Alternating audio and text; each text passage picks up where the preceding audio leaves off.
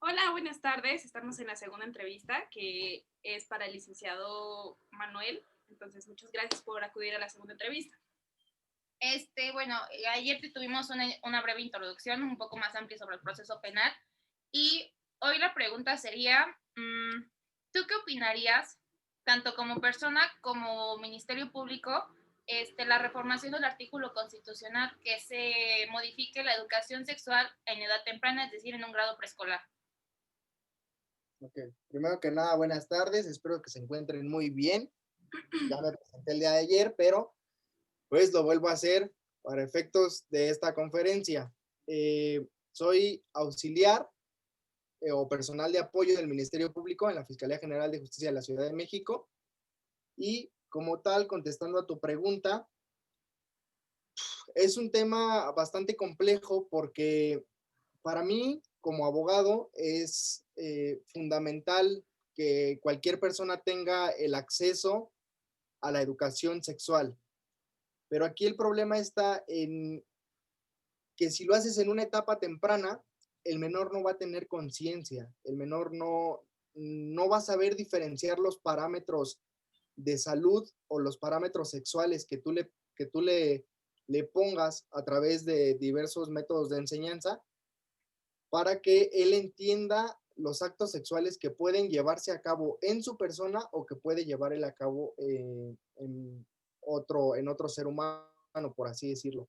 Creo que es importante esta reforma porque el menor va a entender que no solamente tiene derecho a una educación escolar o a un sistema escolar, sino que también tiene que ser sexualmente salubre, tiene que entender las enfermedades, todo lo que conlleva traer una enfermedad, las enfermedades de transmisión sexual, cómo se transmiten y hasta qué parámetro pueden ser tratables. Porque si nos basamos en el Código Penal, esto también establece en un artículo sobre el peligro de riesgo de contagio. ¿Qué pasaría si una persona, eh, el menor, supongamos, tiene 15 años y empieza una vida sexual activa a los 14, ¿no? Por una violación tal vez. Indefinidamente inició la etapa sexual adulta, por así decirlo, a través de la violación. A los 15, 16 años, él no supo que lo contagiaron de VIH. Entonces, él consigue o tiene una novia y a los 16 años decide tener relaciones sexuales con esa novia y la contagia de VIH. Entonces, ¿qué va a pasar si él no tiene las suficientes bases de salud para entender lo que le está pasando y saber que incurre tanto en un delito a la persona que lo inició en la vida sexual activa como él mismo que está propagando el virus que podría traer? Es por eso que para mí es de suma importancia que este artículo se reforme, pero sí tomaría como la prevención de que no en una etapa temprana, sino que 10, 12 años, yo creo que el niño tendría ya el uso de razón de saber, bueno, esto es una enfermedad sexual, se contagia de esta forma, se prevén de esta forma, y entonces así puedo evitarlo. Porque en una etapa temprana, entonces el niño va a empezar a autoexplorarse otra vez y a los papás les van a cargar este doble trabajo de enséñale las enfermedades de transmisión sexual, pero también darle una educación, por así decirlo, fuera de lo sexual. O sea, no hagas que el niño a los 5 o 6 años empiece a mirar de forma morbosa o de una forma no, no sexual a una mujer. Porque cuando empiezas a despertarle este ímpetu sexual al menor, él podría incurrir ya en el delito más grande cuando ya deje de ver a la mujer como lo que es, un ser humano, una persona, una mujer, ¿no? Entonces la va a empezar a ver como objeto sexual y allí es donde se desatan lo mismo que platicamos el día de ayer, ¿no? Los probables asesinos seriales. ¿Por qué? Porque este hombre, este semiadulto no va a diferenciar lo que le enseñaron en la escuela cuando era bebé a lo que está viviendo cuando es adulto. Entonces, es un problema que la ley sí tiene que reformarse, claro que sí, pero tiene que reformarse con ciertos parámetros de, hey, ok, la reformo, pero te establezco que tiene que ser de libre sexualidad de los 12 hacia adelante. No menos, porque podría ser un problema. Ok, mira, en nuestro servicio la meta que buscamos es que a temprana edad, en un preescolar, pero solamente que en un preescolar se enseñe, como tú dices, que haya límites, que en el preescolar sea, mira, personas de confianza es tal, tal, tal, y también las partes que te pueden tocar, a quién le puedes decir, y claro, como tú dices, no enseñarles desde manera morbosa, porque ya cambiaría todo, ya le daría otra perspectiva, ¿no? Ya habría muchísimos contra en lo que viene siendo la ley. ¿Tú crees que desde este momento, o sea, afectaría? Porque algunas personas, por ejemplo, si les llegan a enseñar a los niños desde preescolar, oye, estas son tus partes, nadie te puede tocar aquí y acá, ¿crees que en algún momento, o de tan abiertas que sean estas conversaciones con los niños, pueda llegar a suscitarse este tipo de situación, como tú dices? Podría ser, pero creo que aquí también ya tendría que influir qué tipo de, para mí, a mi percepción, Claro. qué tipo de valores dan en la casa o qué tipo de valores te dan en tu hogar. Porque el menor incluso puede aprender en la escuela infinidad de cosas, ¿no? Pero si en la casa te dan el valor de no hagas ciertas cosas o limítate en hacer ciertas acciones porque es malo, entonces podría llevar a cabo a que el menor apacigüe su conducta y por obvias razones va a entender que eso está mal. A lo que voy es que no tiene que ser tan abierto para que el menor no realice la conducta, Sí, sino que claro. tienes que darle el valor suficiente para que lo entienda.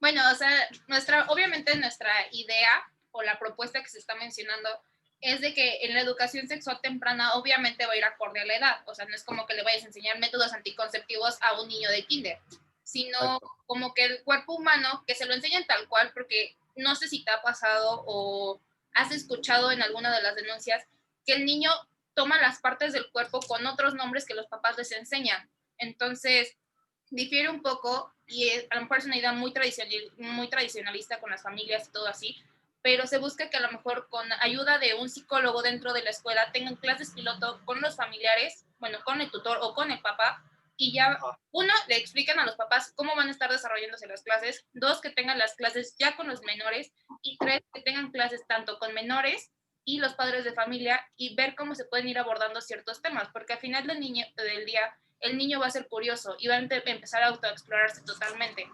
Entonces, obviamente la educación, como tú ya nos mencionaste, ir a empezar a prevenir la situación en, no sé, a los 12, 13 años, empezar a enseñarles enfermedades de transmisión sexual, métodos anticonceptivos y cosas así. Pero en una educación de nivel preescolar, simplemente que sea del cuerpo y tener a la persona de confianza a quien acudir.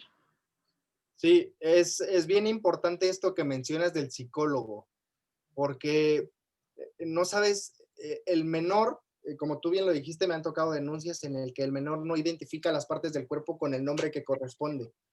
Entonces, a veces uno como padre o como persona, pues se lo pasas, ¿no? Incluso como Ministerio Público dices, bueno, pues tienes 5, 6, 7 años, ¿no? Entonces te lo paso. Pero no sabes la connotación doble que trae en su persona, porque psicológicamente está comprobado de que al niño le afecta hablar de esos temas.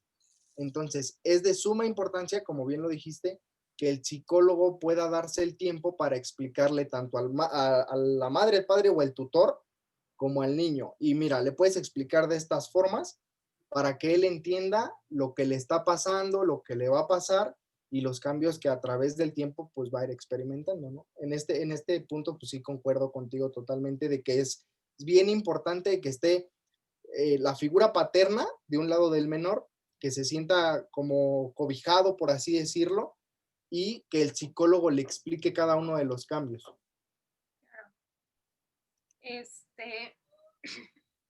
Entonces, bueno, ya viendo todos estos temas, ¿tú a qué edad verías viable que se le empiece a enseñar al menor? Como te digo, primero la educación sexual de tu cuerpo y así, así. ¿Lo consideras viable a nivel preescolar y de ahí a lo mejor en primaria, ya que los niños ahorita ya empiezan a tener una inquietud más grande de querer probar y experimentar cosas que desde la primaria, no sé, cuarto, quinto grado, se les empieza a enseñar sobre la sexualidad? Porque al menos a criterio, a mí me enseñaron sobre la sexualidad en secundaria. Entonces, ya no estamos a lo mejor en los mismos tiempos, no es como que haya pasado mucho, pero se van modificándose los tiempos. Sí, es bien importante, como bien lo dijiste hace ratito, que a mi percepción, que se conceptualice un poco a nivel preescolar, por así decirlo, ¿sabes qué? A las partes del cuerpo llámalas por su nombre, aunque suene un poco más crudo, por así decirlo, porque no va a tener la conciencia de identificarlo. Y ya probablemente en una etapa posadulta o preadolescente va a entender que las partes del cuerpo tienen un nombre fijo y que con esas partes del cuerpo, pues son, tal vez no es la palabra, ¿no? Pero son como su hogar y no tiene que dejar manipularse por terceras personas, ¿no?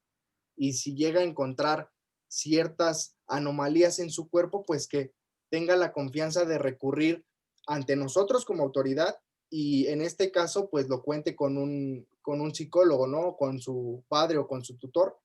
Pero yo creo que el punto fijo aquí es darle los conceptos fuertes o claves al principio y en una etapa preadolescente que es quinto, sexto de primaria, casi pasando a secundaria, ya traer como una noción sobre las enfermedades sexuales y lo que podría conllevar esto a lo largo, ¿no? Para mí sería lo viable eso, o sea, quitar como este tabú mexicano es que no hablamos de ciertas cosas con el niño porque es pequeño, ¿no?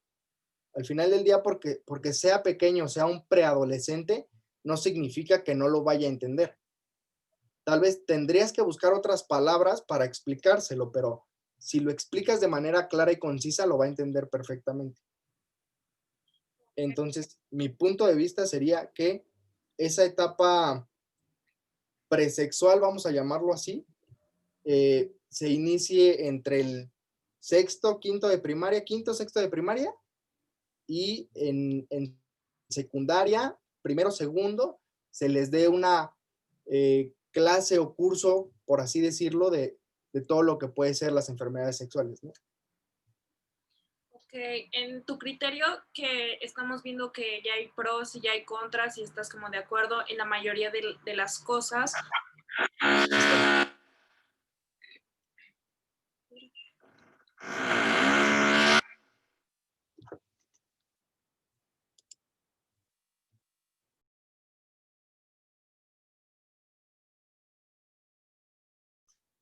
Bueno, ya, para concluir la entrevista, una última pregunta.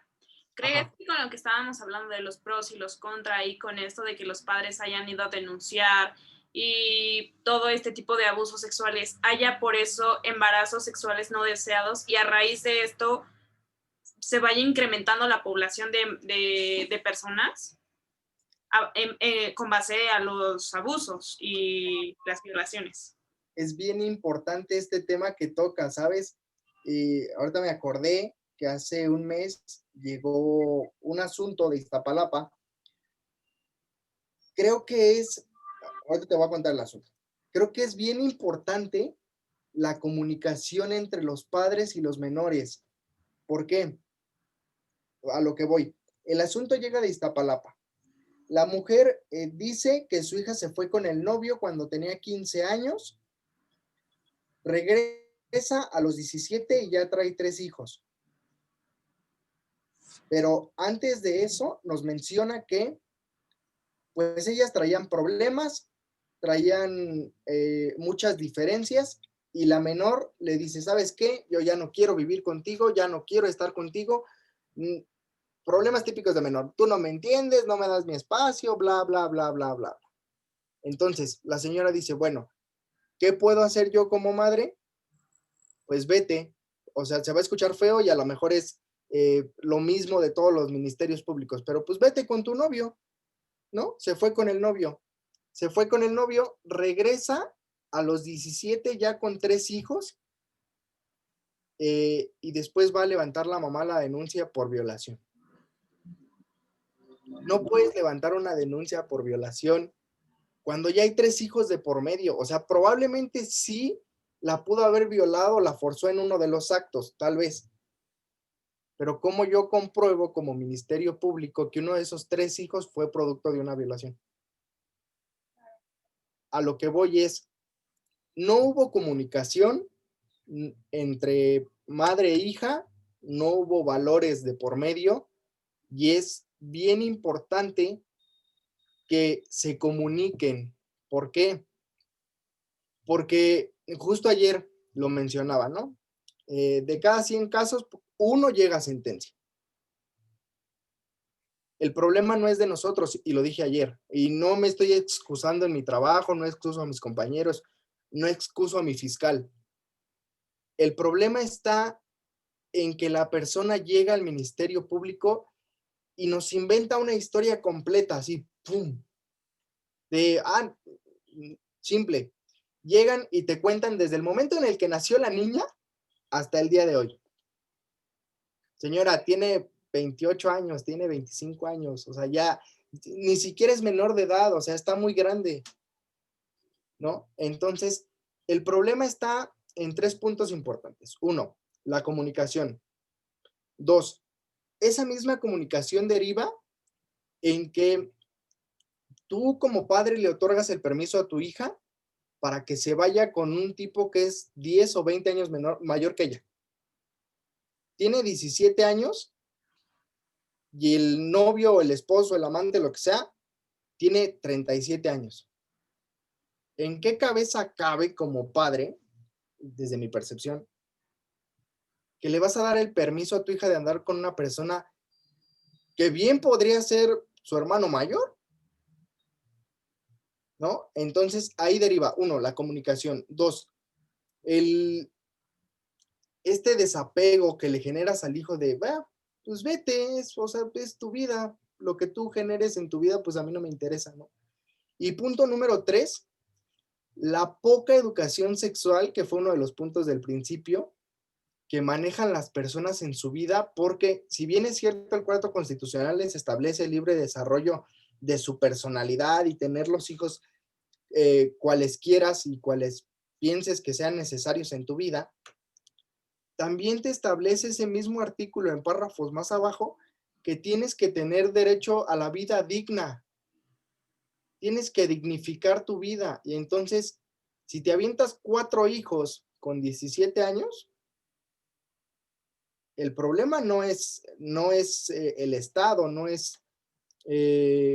somos nosotros fiscales, no somos ustedes abogados, no somos nosotros.